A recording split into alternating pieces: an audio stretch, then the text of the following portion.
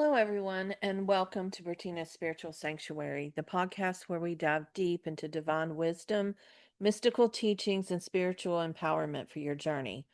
I'm your host, Bertina, and today's episode's glowing with solar light and sacred purpose.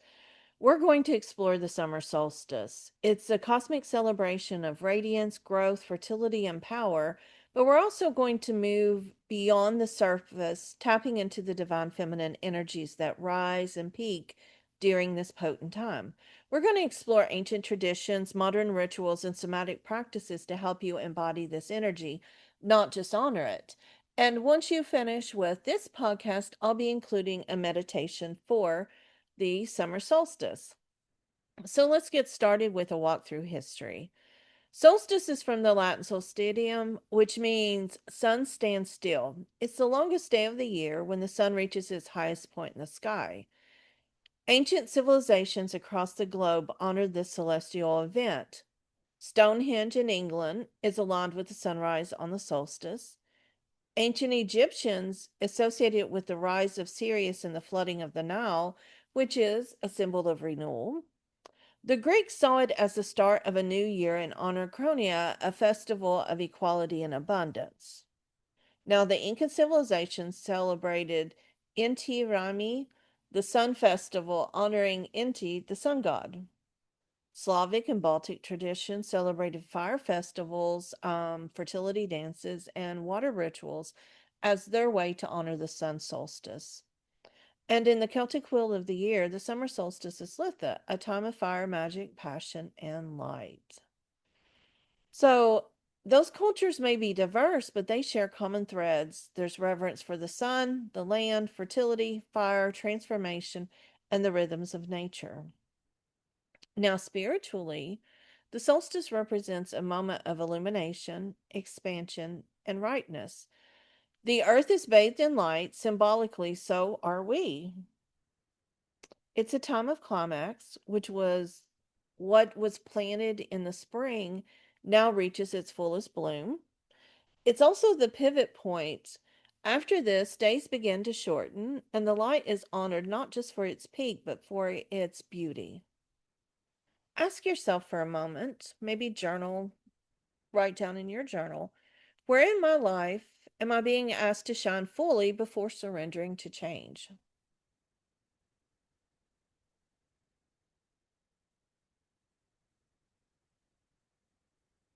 Now, let's weave in the sacred thread of the divine feminine. Remember that the divine feminine is not a gender, it's an energy. It represents intuition, creation, nurture, and sensuality and flow.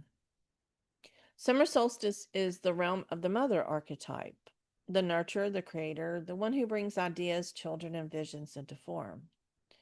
In goddess traditions, this is the time of the goddess of fertility, love, and sovereignty. The Celtic sun goddess of love and sovereignty is Ain, Aine. Sekhmet is the Egyptian solar lioness of power and healing. Demeter's the Greek goddess of harvest and fertility, and Amaterasu is the Japanese sun goddess who emerges from darkness to restore the world's light. All of these goddesses teach us to fully claim our radiance, our voice, our wisdom, and to remember that with great light comes great responsibility. Well, today, the summer solstice reminds us to shine unapologetically. We celebrate the embodiment of joy, sensuality, and vitality, and we reflect on what is coming to fruition in our lives. We begin to prepare, harvest, and release in the coming months. And energetically, it's a powerful time for manifesting, to show gratitude, to create anything, to express yourself artistically in the written form of words, in paintings, in dancing. And it's also a powerful time for healing with the sun and the fire element. There are a lot of rituals and ceremonies for the solstice. You can always do a sunrise ritual. You can wake early, greet the sun with open arms, often offer gratitude for what is blooming in your life, and chant a sacred mantra like, I honor the light within and around me. You may do a fire ceremony where you write down what you've ready to release or what is coming full circle. Burn it in a small, safe fire or little cauldron, and then visualize that energy being cleansed and renewed. You can also do a water blessing by taking a bath with rose petals, chamomile, and sea salt. Whisper affirmations into the water and honor your womb space or sacral chakra with intention. I love flower crown ceremonies. That's where you craft a flower crown as a symbol of sovereignty. You dance barefoot on the earth, reconnecting to your wild feminine self and just enjoying the sun upon your skin. Now, if you like oracle or tarot cards, there's a 3-card spread that would be perfect. The first card would answer the question, what is at its peak?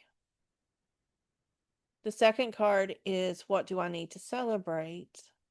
And the third is, what is shifting or ending? There's also ways for you to connect with the summer solstice through somatic practices. The summer solstice invites us not to just think, but to feel. And here's a few practices to bring the light into your body. There's solar plexus breath work. You just simply place your hands over your solar plexus, inhale deeply, and feel golden light expanding. Exhale and release doubt, fear, or contraction. If you repeat this for about 5 minutes, visualizing yourself in radiant light, it will help you embody the solstice. Movement is another way. Dance freely. Use feminine music, tribal music, rhythmic music. Let your hips, chest, and arms move with intention and joy, and reclaim your sensuality and your expression. Another way is to do sun salutations in yoga. Practice about 5 or 10 rounds of Surya Namaskar to honor the sun. You can pause in child's pose and breathe into your heart space. You can also do mirror work with affirmations. Look into your eyes and say, I am the light. I trust my radiance. And I am worthy of joy and abundance.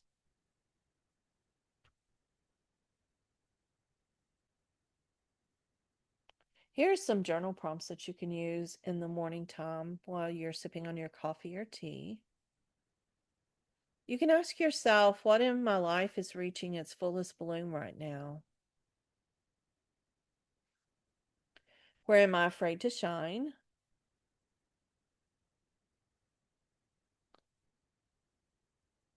What feminine qualities do I want to embody more fully?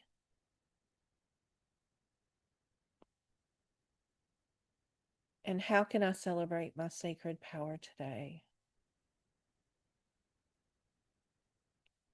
Remember that I have a class on the summer solstice. I have a journal on Litha and the summer solstice on my website as well. There's this podcast that I will be placing into my website, bertina.org, and I will be doing a meditation afterwards. But most importantly, Saturday, wait, Saturday, next Thursday on solstice, and the following Saturday and Sunday, I will be at Cosmic Connections doing in person and distant solstice divine feminine healing. If you're in person, you'll receive the biomat as part of the session. But either way, you're going to receive a lot of somatic movement, journaling prompts, a lot of things that will really, really help you embody the solstice. So you can find all of this by subscribing to my email at bertina.org.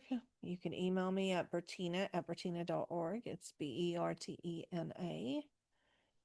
Or you can just respond here to this podcast, and I will be glad to get you any links that you want.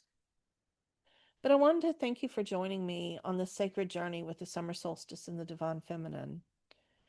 I wish that this season reminds you of your brilliance, your power to create, and your right to bask in joy. Remember to join me on this next video for the solstice meditation. If you enjoyed this episode, please share it, leave a review, tag me online, help me get out there. It's a little bit slower for me. This is a little bit out of my comfort zone.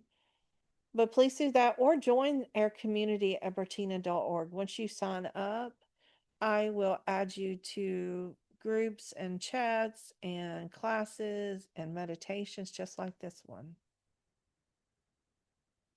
But I want to leave you with an affirmation to close. I want you to say, believe, and live the following affirmation.